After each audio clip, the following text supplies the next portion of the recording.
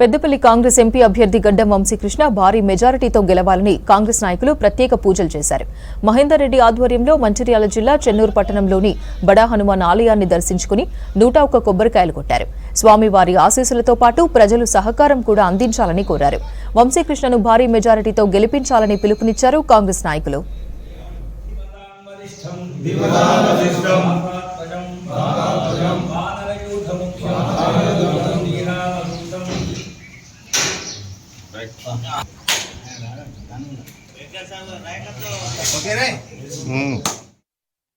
అందరూ వెళ్ళిపోయి గడ్డం వంశీ గారు భారీ మెజార్టీతో గెలవాలని ఇవాళ దేవుణ్ణి ప్రార్థించడం జరిగింది.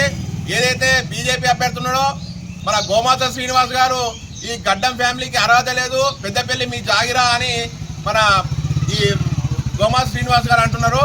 గోమాత శ్రీనివాస్ గారికి అర్థమైంది Peddapalli is a brand of గడ్డం ఫ్యామిలీ అని ఆయనకు అర్థమైంది కాబట్టి ఆయన అటువంటి వ్యాఖ్యలు చేస్తుండో ఆయన ఓడిపోవడానికి ఆయన నిర్ణయించుకున్నాడు. ఇప్పటికైనా ఇద్దరు అభ్యర్థులు విరమించుకుంటేనే మంచిదని ఈ సందర్భంగా తెలియజేస్తున్నాం. అలానే బీఆర్ఎస్ అభ్యర్థి ఈ 7 ఎమ్మెల్యేలు పట్టుకొని నియోజకవర్గం 7 ఎమ్మెల్యేలకు 7 అవినీతి ఉన్నారు.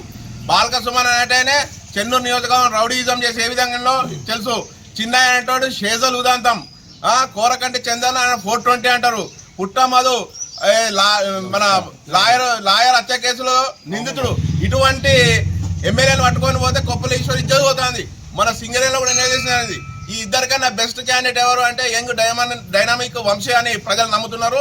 రాబోయే ఎన్నికల్లో వంశీ గారు 2 లక్షల మెజార్టీతో గెలవబోతున్నారని ఈ సందర్భంగా